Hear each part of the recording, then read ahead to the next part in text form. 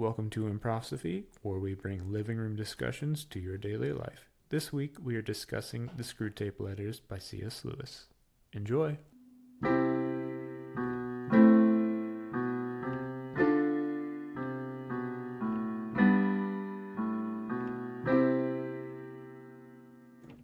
So, Yeah, starting off with the Screwtape Letters, what is this book, Jordan? Okay, so this is my second time going through it. It's basically the TLDR, Too Long Didn't Read version is there's a higher devil and a lower devil in terms of rank. The higher devil, his name is Screwtape, and the lower devil that he's writing to, his name is Wormwood. He calls him My Dear Wormwood, and he's trying to train him and give him tips on how to get a newly converted Christian away from the faith and try to get them into hell, essentially. And So it's like, it's like a correspondence of letters, basically. yeah. Basically, this is how you try to distract this man in terms of trying to turn him away from the faith and all that other fun stuff. Yeah, and I think there's like a goofy thing in one of the prefaces. I have no intention of explaining how this correspondence, which I now offer, fell into my hands. Like it's not even believable. He obviously didn't find this, but he's kind of just playing a little dumb, being like, yeah, I don't know how I got this stack of letters, but so yeah, it's two different ranks of I guess demons trying to ensure someone's damnation. Yeah, I want to actually read this quote that's in the very few pages when you open the book. It's a quote from Martin Luther. The best way to drive out the devil, if he will not yield to texts of scripture, is to jeer and flaunt him, for he cannot bear scorn. Another funny quote by Luther is, and I'm paraphrasing badly, I like to pass gas in the devil's direction. He said something to that effect, essentially. I fart in the devil's direction. Interesting. Yeah, if you look it up, it's quite hilarious. So, okay, I think we need to start with some really basics, like soul, body, and spirit. Like, what's the difference? Soul, body, and spirit. Well, obviously, soul and body are two different things. Soul is immaterial, body is material. I'd say soul is also related to your own personal mental and spiritual health. You feed that, and the physical aspect of yourself will be able to follow suit, because you can obviously be having a lot of exercise. You can, what's the words am I looking for? You can, like for me, go to the gym, you can run a lot, you can do a lot of calisthenics, but if you're not feeding your spiritual side or your mental well-being, you can deteriorate mentally despite the fact that you have, say, great physical shape. So I think what's more important first and foremost is the spiritual and mental health of a person, followed by, after that, the physical part of a person. Yeah, and I think people kind of go along the lines of like mind and body or soul body. A lot of people don't really distinguish soul and spirit. I have a difference in my head, but I don't know if yours is the same. No, go ahead. I'll let you explain. Okay. This is like from I don't want to say like a layman kind of knowledge perspective. I'm not saying this from an academic perspective. Yeah, the way I've understood it is that the body's physical interacts with physical objects. You think of it through terms of physicality. The soul is somehow the part of you that exists after death, somehow the part of you that lives on. And then spirits like can live in your soul. Mm-hmm. Spirits are more kind of ethereal and maybe could exist outside of a body or maybe be inside of a soul. I don't really have much to add on to that. So is that like accurate, or am I just saying things? I don't know.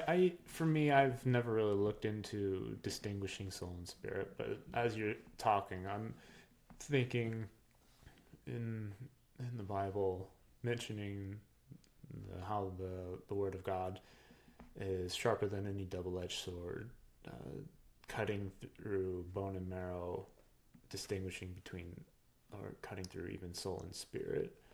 So I'm wondering if, and I think it was maybe James.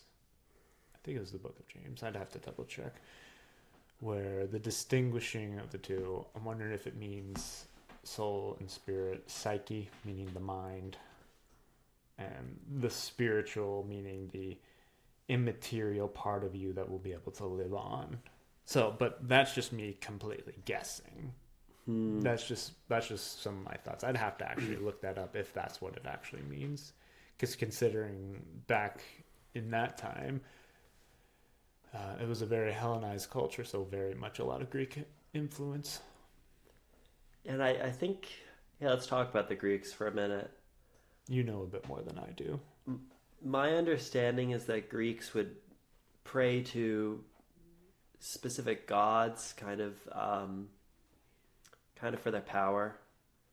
Like if I pray to Poseidon if I'm going to swim across a swimming pool in a race, be like, I was really blessed with the spirit of Poseidon. You would kind of pray for a particular like spirit or energy when you're about to do something. So it's kind of this distinction of like, I like you saying that the soul is the psyche. The idea that I guess that Greek idea is that you like invite spirits in you at specific times to do specific things. I think. If you read Nietzsche, he would kind of say like, "Oh, the spirit of communism came over Europe," or the spirit of this. Him and Hegel started to think more in spirits. That like spirits like have a will, they have an intention, they have a telos, they have something they're trying to do, but spirits don't really have a body. Although spirits can pull strings and in many consciousnesses and from many perspectives, however they themselves do not have a body. That reminded me of this, to kind of tie it back to the book Screwtape Letters. I think I remember listening to an exorcist speak about how the demonic forces are immaterial beings. I don't remember if the exorcist said this, but my thought is that the demonic realm is jealous of humanity because we are spiritual beings who can inhabit physical reality, and whenever the demonic tries or is successful in possessing another person, it's their desire to want to take on mortal flesh. But since we're made in the image of God, it's probably kind of like a love-hate relationship, where if they're able to take on flesh, they probably hate the thing that they're inhabiting, but at the same time, they probably love the fact that they're still able to inhabit something physical. While I think the angelic realm, is content with their position, where although they are purely spiritual beings, they're quite all right not taking on a fleshly space. So, and I think, to continue on with the segue. I think that's what part of heaven is, being content with where you are, with where God has put you. And this is actually partly tying a lot of things in, going through Dante's Divine Comedy. So Inferno, Purgatory, and Paradise. In Paradise, you see the people, there's different levels of paradise, just how there's different levels of Purgatory and Inferno. In Paradise, you see people who may be at the lower stratuses of heaven. They're actually quite content where they're at. Even though they may have not done anything great and they're at the lower parts of heaven, they're saying, I'm quite content where God has put me because I understand where he has put me. And then with the demonic, they're absolutely discontent with anything and everything that they have in their life. If you want to call it life. I would say existence. Two things. Yeah. One is I heard this analysis of Genesis that said that Satan deceived man because he was jealous. Like there's some pre-psychology, or some pre-narrative of third of the angels falling. And this analysis said like a third of the angels fell, and then God created man and said that man was the center of creation and bore the image of God. And that the evil spirits just hated that, and that's why the serpent deceived man, because man was already created in a higher place than them, and they could not bear losing. Yeah, it makes sense. That was my first thought. And my second one, you talked about contentment with angels and good spirits. That's funny. I don't know. Do you know anyone that's been possessed by an angel?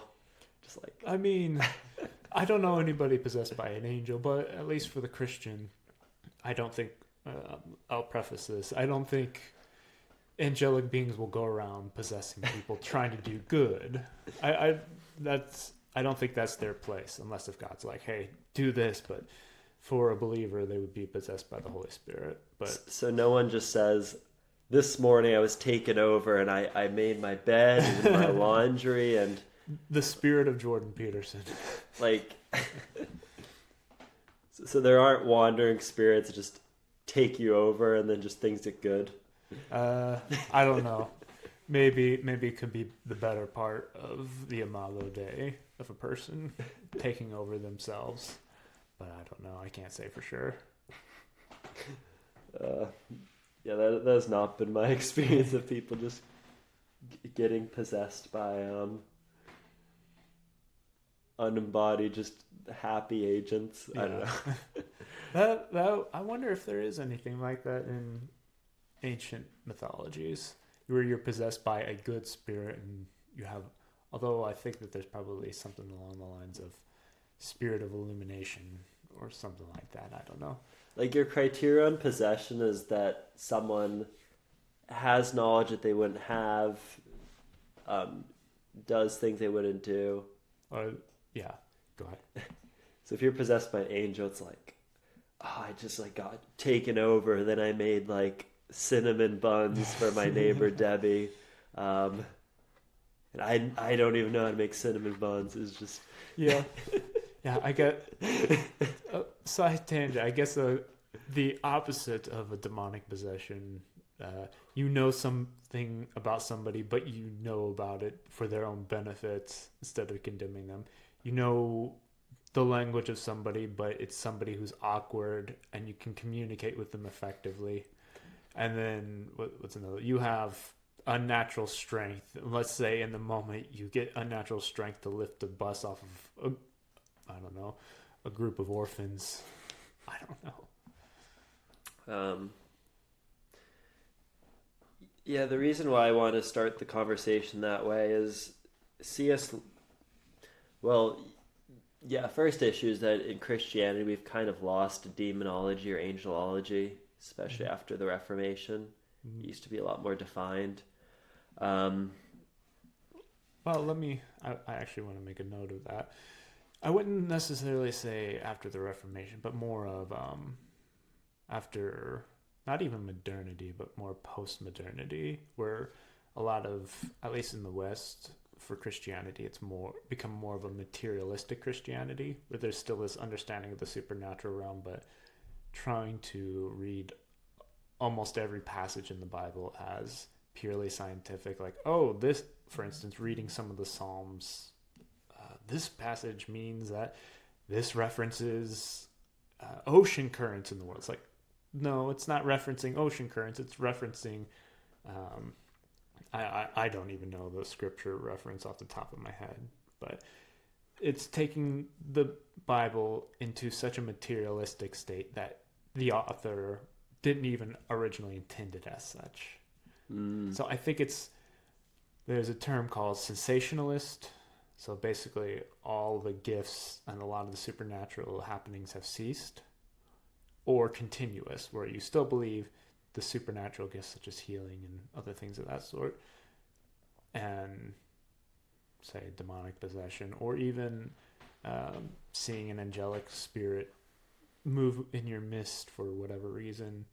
A lot of that still happens, but because the West is very grounded in, I don't want to use the word scientific reality, into a very materialistic worldview, a metaphysical materialist worldview, that a lot of the sense of the supernatural has been greatly diminished.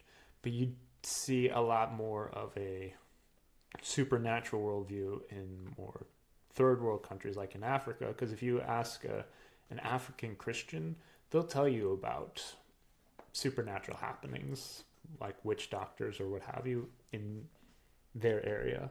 Like, oh yeah, there's the local witch doctor down the street, that sort of thing. So I've asked somebody about that when I was in a Bible study. Like, yeah, that sort of thing happens, and your prayer life is very active during that time. So I just wanted to make a note on that. But go ahead with yours. Yeah, I was reading, I think it was one of the Gospels. I think it's in the Garden of Gethsemane, an angel comes to heal Christ. I think that's one of the few things angels do. They don't possess someone, but sometimes they show up to heal someone. I don't know if it's like just a wave of encouragement or something. Yeah. I don't think it's like a miracle healing. I think it's more like for the soul.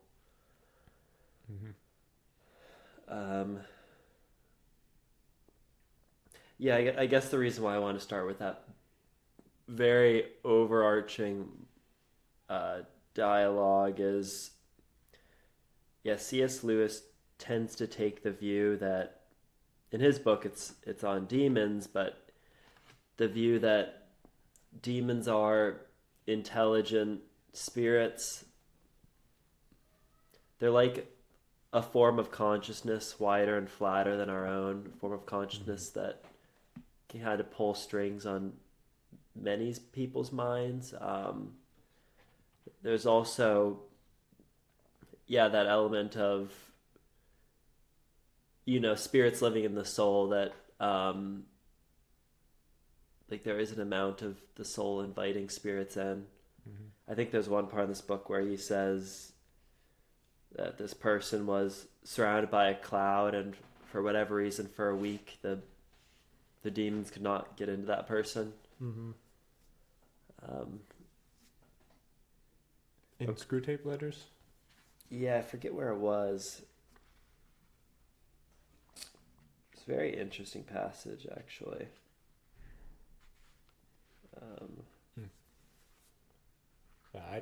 I didn't, as I've mentioned before outside of this recording, I didn't take any notes, but it's a book that you don't really need to take notes on. You can basically get what you need just by reading it. But if you want to take notes on it, by all means. But it's something that's very good just to give you food for thought. It's a good way of putting it. For sure. Yeah. I just wonder, I just wonder this is just a thought for people. Wonder who are personal wormwoods in our life. You seem like you've got something to say. Who are wormwoods in my life? Yeah, basically, who are the demonic spirits that try to influence you? That's what I Name mean. your demons. Yeah, pretty much. Sounds like a Post Malone song. Actually sounds like an interesting song name. Name your demons. I'm not sure. There's kind of this weird thing. I was talking with Megan earlier. Mm-hmm. There's just this weird thing in our culture where they kind of want to mix spiritual warfare with mental health issues. Mm-hmm.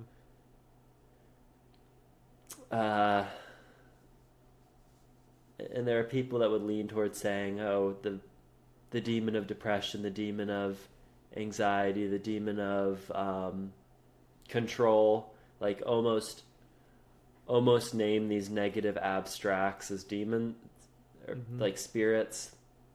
Spirit of fear came over me and blah, blah, blah.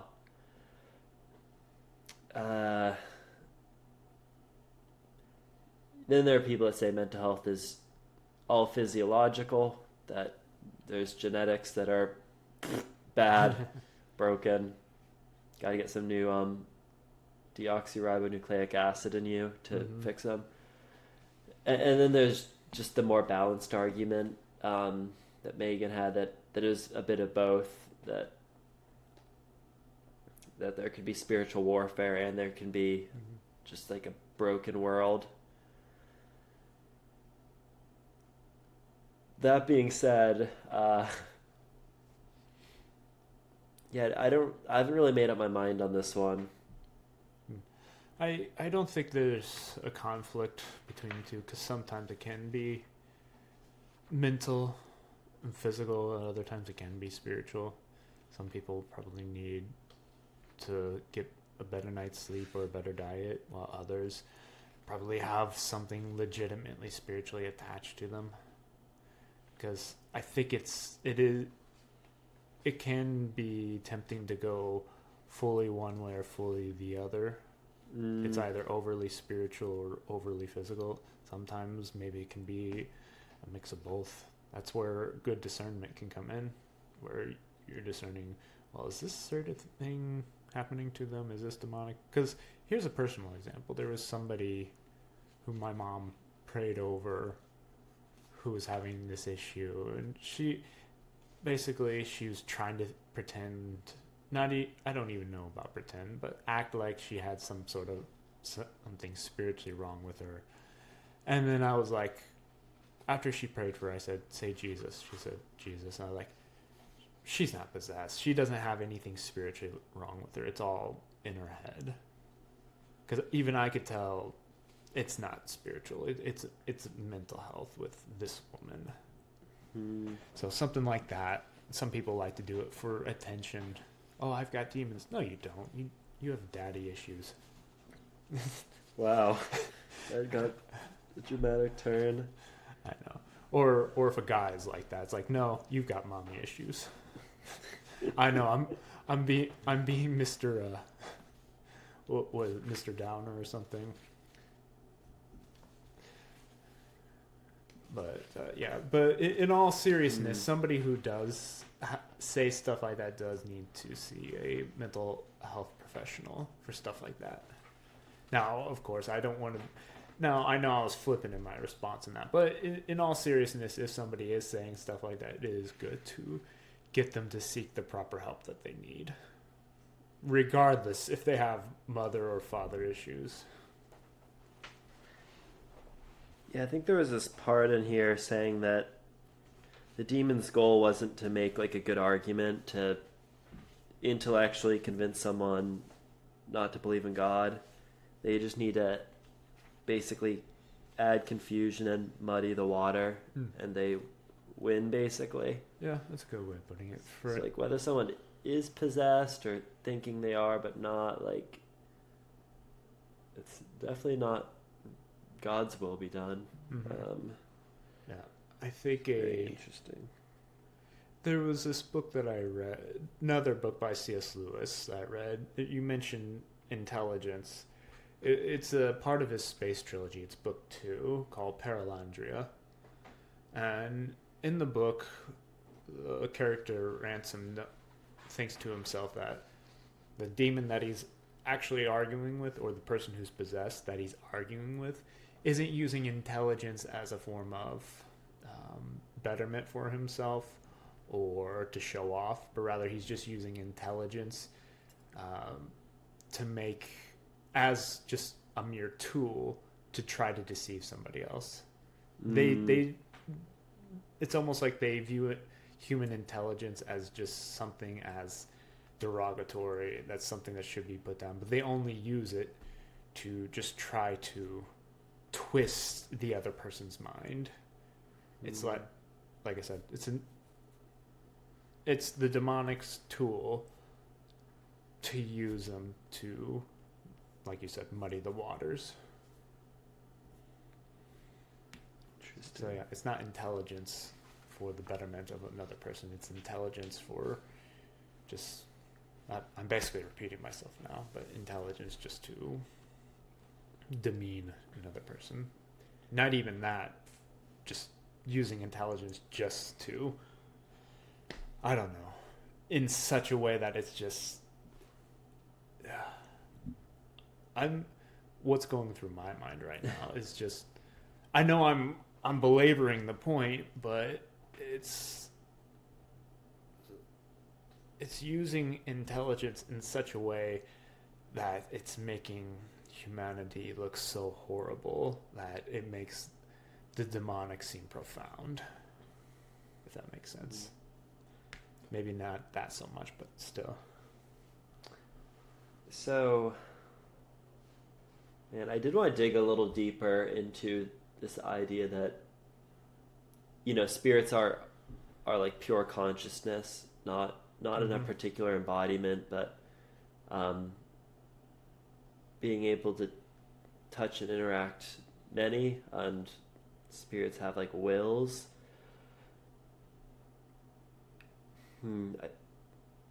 My question is,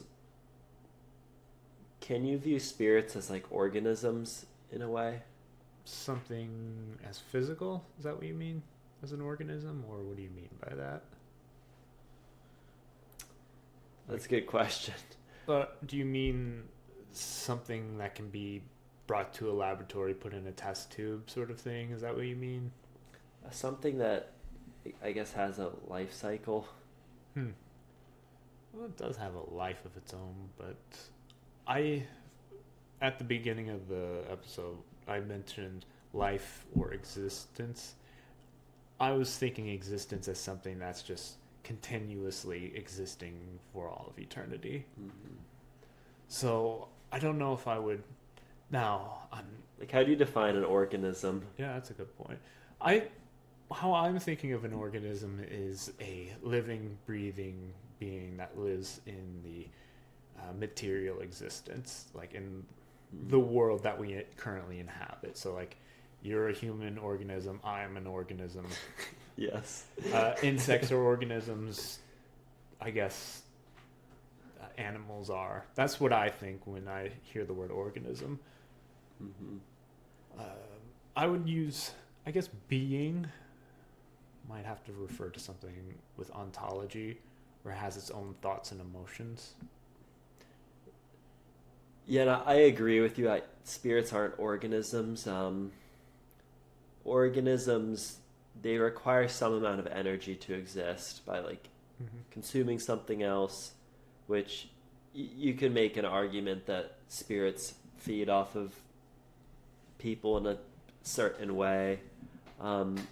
Organisms also need a metabolism, a way to just sustain themselves so that they don't just fall apart. And sure, you can make that argument too, but organisms also need the ability to reproduce. Yeah. Which is something I don't think anyone is saying that spirits do. No, I wouldn't think spirits reproduce, but that's, I mean, there would be no need because, at least in the understanding, spirits are eternal beings, which, aside from God, are created, but after they're created, they continuously exist. Yeah, so from that definition, they're not organisms. I did just want to like at least bring that idea up, even though it's wrong, to try to ground it a little bit more. Like, they're not organisms, and we know that humans have somehow evolved to have some emergent property of consciousness, and then spirits are somehow like pure consciousness and will and can do things. But yeah, they're not organisms. Yeah. Just want to tie that down to earth a little bit. Yeah, I think at least compare it. Yeah, I think saying that they're organisms would mean that they'd have to be flesh and blood beings. That they're more, I would say, more akin to a being of consciousness of some sort. I wonder how they would be a being of substance of a sort. It's obviously spiritual, but I don't want to go too far into.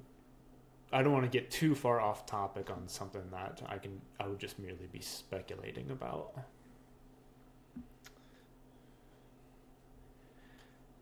Yeah, and like there's people just saying that spirits are like parasites or something, using that analogy, that they can't have a body of their own, but they could. Yeah. Yeah. I think it's interesting you were mentioning how they feed on something.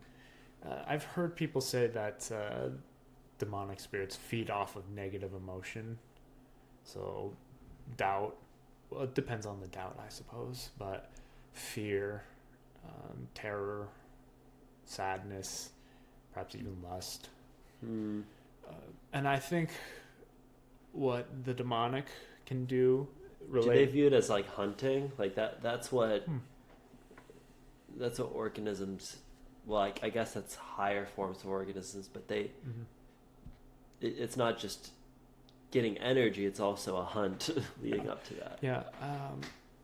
I think, like I said, relating it back to Screwtape Letters, trying to get somebody to feel a negative emotion or what have you, to feed on that, and I'm guessing to make them stronger in a sense, or maybe to make themselves feel superior in a sense, because the fact that God made humanity higher in status over the angelic or the demonic, definitely over the demonic, because the demonic lost their place.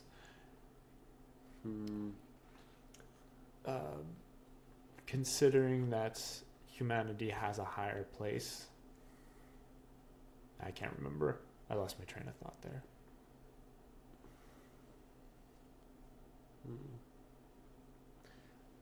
I also want to tie this back to Jung a bit. Yeah, go ahead. So Jung's view is that you have a psyche, a soul, and within it are archetypes. So his view is that there were like semi-autonomous kind of sub-personalities in your unconscious that, pop in and out of existence, and the idea of wholeness, some have even related his idea of wholeness to monotheism, is to bring this cacophony of spirits into some sort of like, I don't know, integrated full self. So Jung's view is that you're kind of born and you kind of have these ingrained archetypes in your head. However, getting to C.S. Lewis and spirits, that view kind of takes some of those archetypes outside of your head and says, no, they could actually be disembodied and have a foothold in multiple people and perspectives at the same time. Is it a one-to-one that one demon possesses one person and that it's like a perfect container? Or are these forces, like, are the demons many-eyed and many-handed and can kind of orchestrate and misdirect and direct multiple people at the same time towards a certain will? I don't know. I'd say there's different possibilities, and this is just speculation. But I like the idea you said, many-eyed, and what else was it? Many-handed. Yeah, I'd say because they're supernatural beings, they can probably go from one part of the world to the next in a quick instance. But obviously, they're not omnipotent nor omniscient, but they probably know a great deal of things. And since they have probably really good comprehension of things, and they've been around for a long time, they know human behavior better than even the greatest psychologist who could possibly have ever existed. But they use that human psychology against humanity itself. So, for instance, if somebody's got bipolar disorder, they know how to make that worse, and probably even makes them schizophrenic in a way. But I'm not a psychologist, I'm only speculating there. And part of, maybe this is just goofy way of thinking about it, but it's like, well, there's more people on Earth now. There's, I don't know, 9 billion? I don't remember. 7 to 8 billion. Okay. It's like, well, are the demons, do they just got a lot of paperwork on their desk? Like, man, I wish there were less people. No, I think they would prefer. Like, would the world become net positive if there's X amount and then there's more people? That's like, well, we can't possess as many people now. Darn. Oh, I don't know.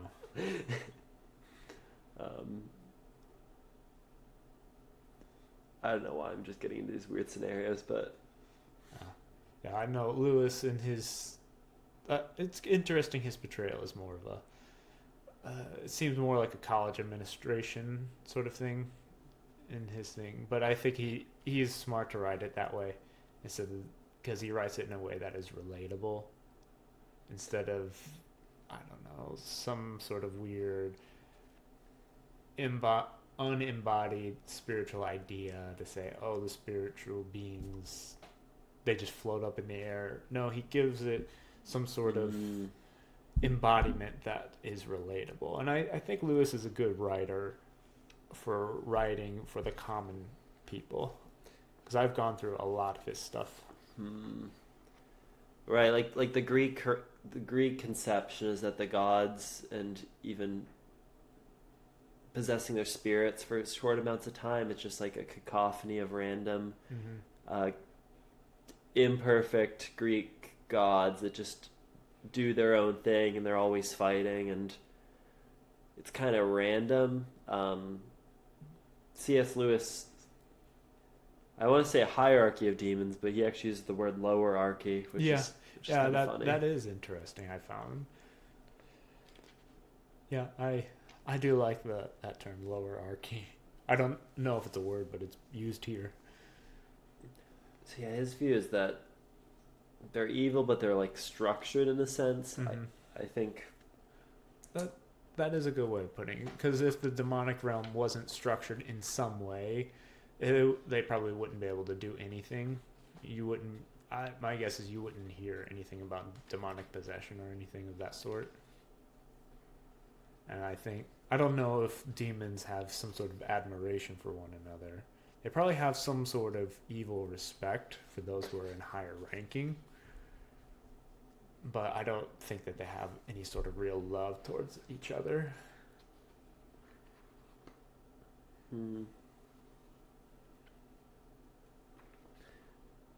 Yeah, and as far as the book mimicking a structure of college, yeah, I think there's like passages where Screwtape is like, yeah, it used to be really hard to convince people into sexual temptation, but since Slug became the dean of that department, now we've had much more success. Yeah.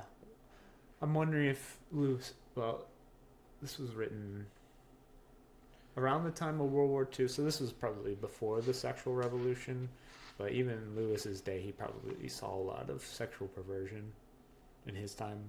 but it was probably a lot less to the extent of what it is now. But somebody who's a historian can comment on that. It was probably a lot more conservative then, comparatively to how it is now. But even then, they probably had their own strip clubs or what have you. They probably called them gentlemen's clubs back then.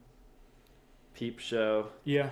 You enter a little room and then you pay a quarter and the little Yeah. panel goes up. You can look at people Mm-hmm. and then it goes back down. It's like those like tacky sightseeing things. Yeah, probably. Like, it's like the binoculars that you pay money for.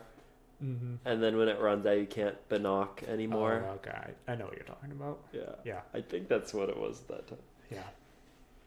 Oh, there's a good C.S. Lewis essay on that where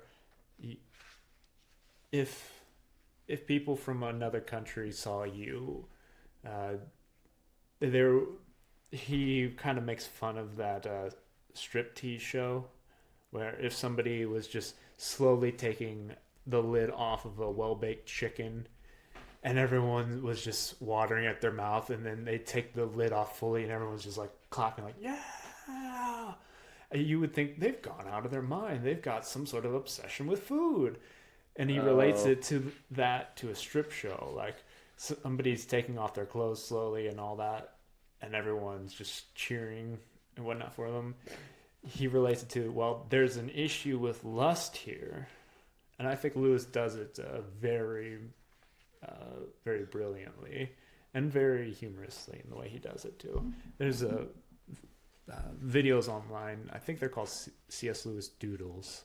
And there's a video done really well going over good visual representations of Lewis's thoughts on the matter. Oh, is Slug Gob. Mm-hmm. Yeah. That's the head of sexual temptation, and Globos, I think, was the of gluttony. Anyway, he kind of makes wacky names for it. Yeah.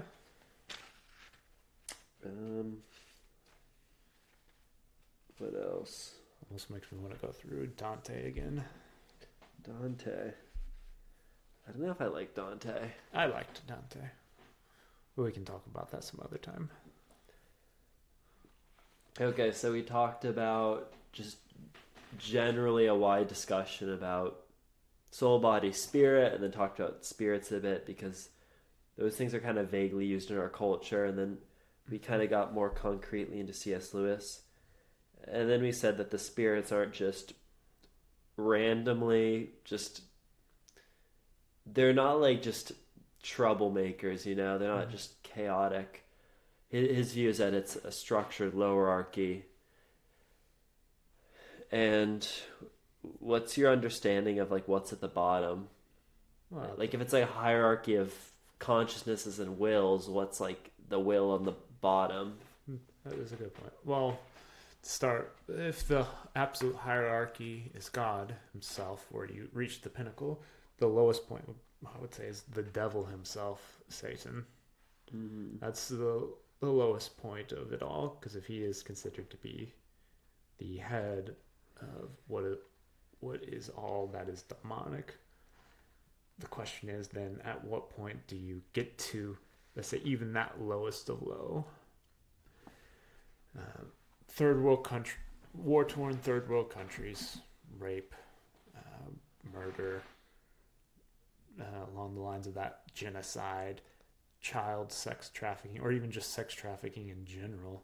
Are you saying the end goal of Satan, or are you saying I would say these are the energy that's animating those ends? Yeah, the energy animating that is what I would say. But I mean, even the end goals of that, you could also say would be pointing to something that would be the demonic inverted pyramid. I think there was one part in here where it was talking about pleasure and pain, and that the demons were a little indifferent to it. They could only kind of twist them. However, they couldn't really make a new pleasure or a new pain. They could just try to use them for their own ends. let's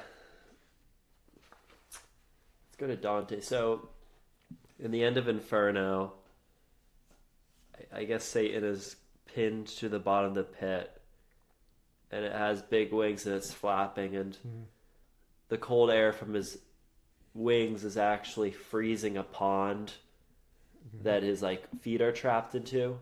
Yeah. So, for him, the character Satan was just kind of this angry beast, perpetually angry at God or something. I've heard other interpretations where the whole thing driving it is pride, that Satan wants himself to be worshipped.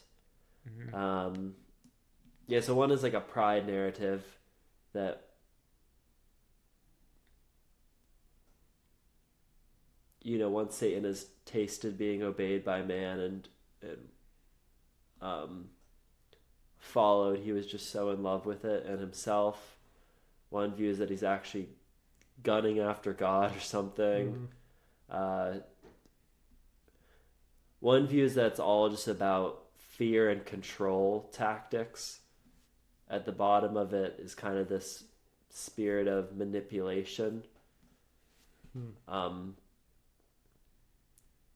Probably for the ends of being in the fold of the lowerarchy. Yeah. I think when you say gunning after God, do you mean trying to overtake God, or is that what you mean? I think so. I'm just putting out different things I've heard. I get what you're saying. Yeah. Like I'm not saying that this is the engine. It's yeah. Yeah, it's probably envy as well. God is the greatest maximal being that can possibly be even conceived of, to go with Saint Anselm. But I think it's partly jealousy, envy working in with that. But I think it's to twist the human mind to something that God does not intend. Because we've mentioned it before, at least this is constantly attributed to Tolkien, where evil is not evil in and of itself, but rather it is the twisting of what is good. Because evil cannot create, it can only twist what is good.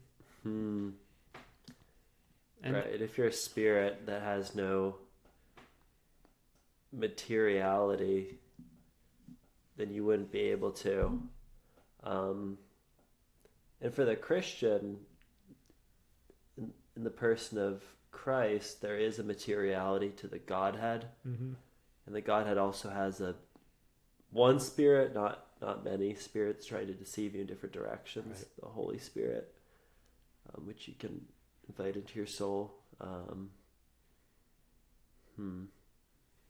Yeah.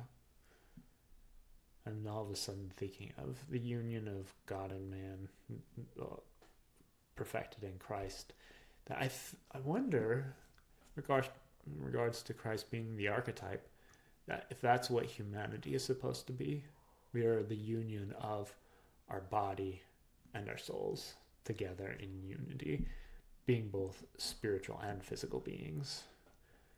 Because I wonder if Christ is supposed to embody that for us as the perfect archetype. That's an interesting thought. Because we're not supposed to be purely material, which I think is the animal. Which I think the animal may have a certain spirit to themselves. But we're not also supposed to be purely spiritual, which that's what the angelic are. And that's what the Gnostic conception of what a human being should be, is purely spiritual. Rather, it is, I think, the grounding of the two together, because God enjoys creation. He likes to create. I think we are supposed to be content within our bodies, but also to be spiritual beings united together in that sense. Now I'm thinking of the Bay of Pigs that spirits can also take over pigs in that case. Yeah. I was when you mentioned Bay of Pigs, I was thinking Bay of Pigs invasion during John F. Kennedy's reign as president. Oh, but you're referring to the pigs in the scriptures when Jesus cast out the legion. Yeah. Okay. Yeah. Yeah.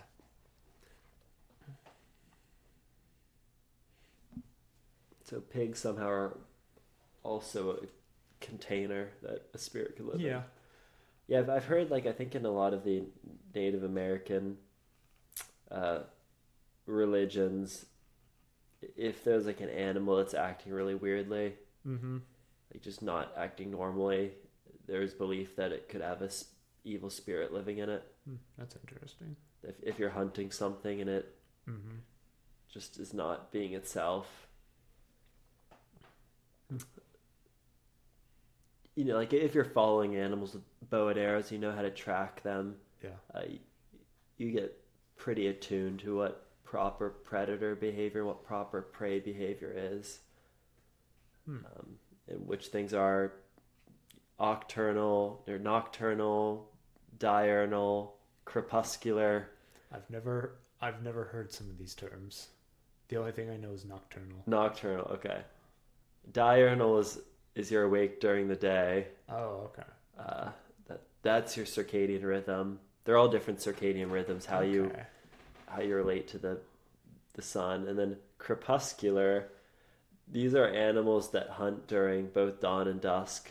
There are certain animals that hunt just in that time frame. Okay. Anyway, there's a third option people don't know about. I listen to this podcast on owls. Oh, yeah. My one takeaway, crepuscular. It's not even a good word. It just sounds too, like, pussy. Crepuscular. I don't know. The way you just said that. Ew. Anyway. Yeah. I don't know if I have anything else to add, do you? I think we've had a good conversation on this. What do you think?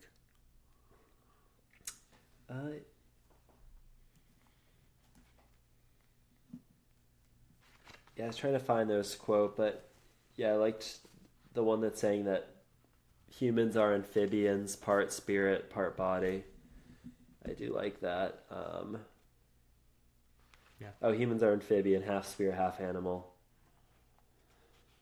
No. And I think actually a good takeaway on this, because a lot of stuff in the Screwtape Letters, the demonic doesn't always have to be so explicit and in your face, where you have a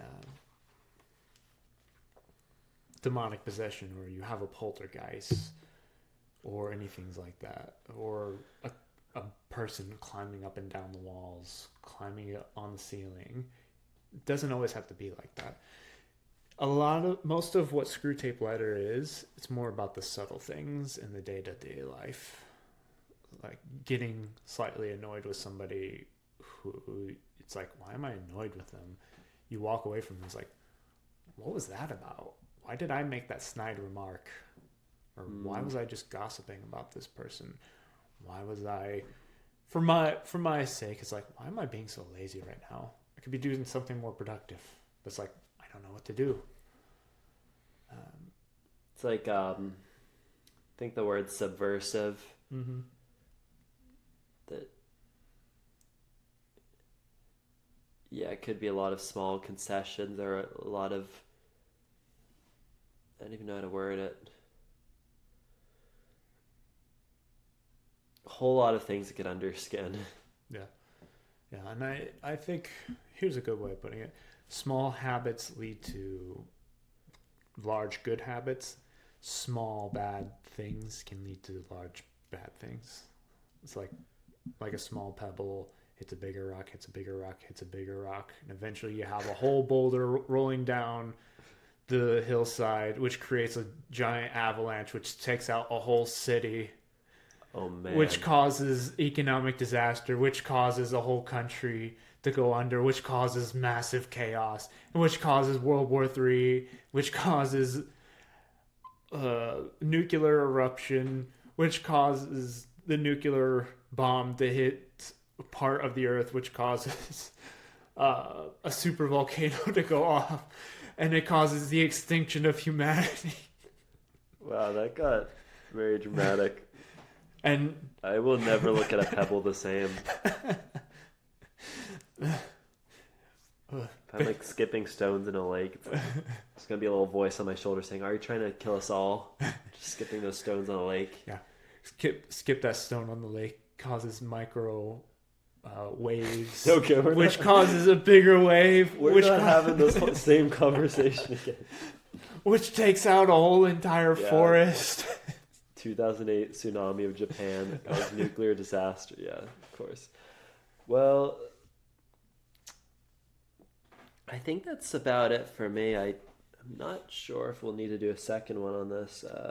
There is a Screwtape does a toast at the end, but it's more. It feels more like a professor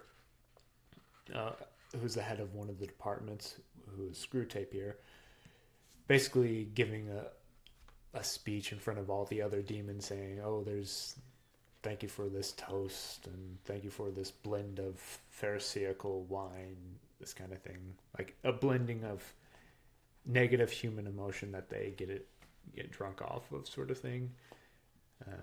But yeah. Interesting. Yeah, it is interesting at the end there.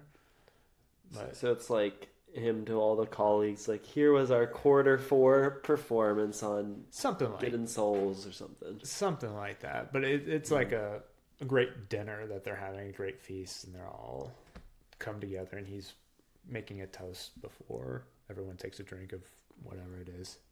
But it's interesting at the end. It's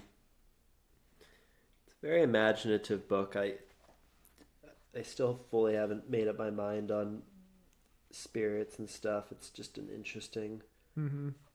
It's a very solid take on it. I'll say that. It's very consistent. Yeah, and like I mentioned, Lewis, I think, does a good job at grounding it and putting it in physical terms that can be understandable for the human being.